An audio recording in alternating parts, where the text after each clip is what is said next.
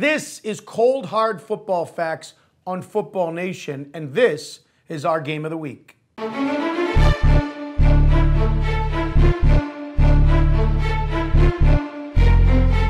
our game of the week is the Pittsburgh Steelers against the Baltimore Ravens. Hi, everybody. I'm Butch Stearns. He's Kerry Byrne of Cold Hard Football Facts.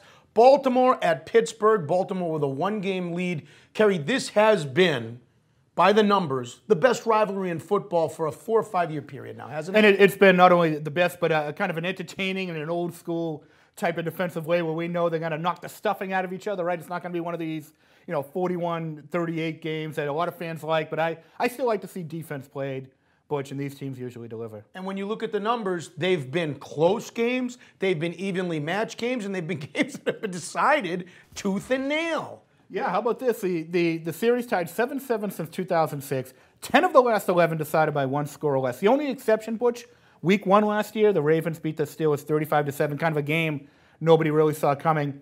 And 6 of the last 11 decided by 3 points. Not 3 points or less, exactly 3 points. It's like a field goal almost every time. And by the way, a 7th game a couple years ago decided by 4 points. These guys play tough, tight games. You can count on this being entertaining right down to the very end. And we'll get to the point of the iffy status of Ben Roethlisberger in a second, but let's look at your numbers and how evenly this rivalry is matched in 2012.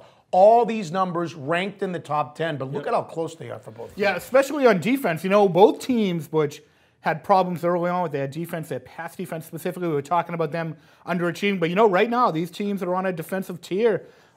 Each has one quality win. The Ravens, number 5 in defensive quarterback rating. Steelers, number 6. Look right down the list. The Ravens, number 7 in defensive passer rating. The Steelers, number 5. Our relativity index, our power rankings, they're all very close.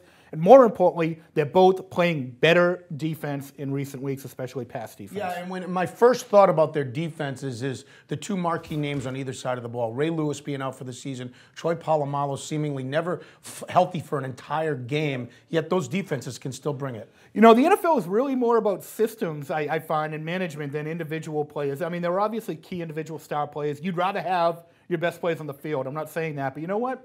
There's a reason certain organizations are great at the same things year after year. It's because of it's because of systems and kind of an institutionalized mindset on how they play football. And these two teams are devoted to playing good defense, and they show it year after year. The names may change, but they always play good defense. Okay, and as of the taping of this segment here, as we're about to get the star players and the quarterbacks, and your numbers show how important they are, we don't know how bad Ben Roethlisberger's injury is, but these numbers are going to back up how important he is. Well, absolutely. I mean, at the end of the day, the NFL is all about the quarterback, Butch, as you know, and that gives, in this game, the Pittsburgh Steelers would give the Steelers a clear advantage. I mean, they're much better in real QB rating, much better, 10 points better in offensive passer rating, much better in passer rating differential, a key indicator.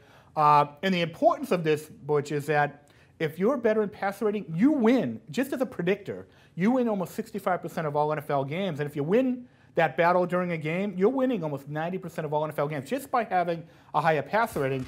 Now, without Ben Roethlisberger, with the possibility that Ben Roethlisberger is going to play, that changes that dynamic drastically. I would feel really good about the Steelers winning this game with Big Ben in there. Without him, it's a whole different ball. One other factor I want your comment on. Clearly the AFC is a weaker conference this year. Clearly these two are two powers in the AFC. You add in the rivalry, the picture you just painted, that they're going to play each other 2 more times, that there's a 1-game difference right now.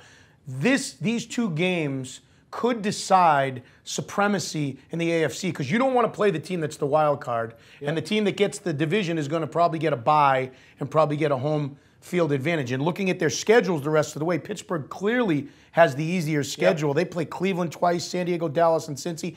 Baltimore not only has to play Pittsburgh twice, they have to play Denver and the Giants, both at home in Baltimore, but Denver and the Giants. Yeah, a tough schedule, and especially with the Denver game, with the team that's playing a lot better, another team that'll be fighting for that first-round bye. I mean, we knew at the beginning of the year that these games were going to be big between the Steelers and Ravens, and it's going to prove to be big again. Playing twice, Butch, in 3 weeks, which is going to be, kind of a Thanksgiving, a feast around Thanksgiving. And by the way, people like to talk about parity in the NFL. The Cold Hard Football Facts are anti-parity. Parity is overrated. Doesn't really exist in the NFL. The same great teams win almost consistently year after year. The Ravens and Steelers have won 10 of the last 11 division titles, going all the way back to the AFC Central days.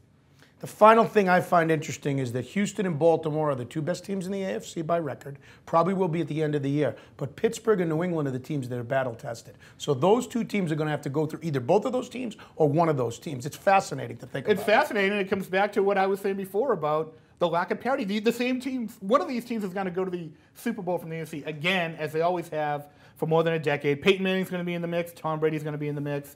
Big Ben Roethlisberger is going to be in the mix. And this year, can Houston become that team to kind of upset the apple cart that we've got used to in the AFC? Game of the week, Ravens at Steelers. It's Cold Hard Football Facts on Football Nation.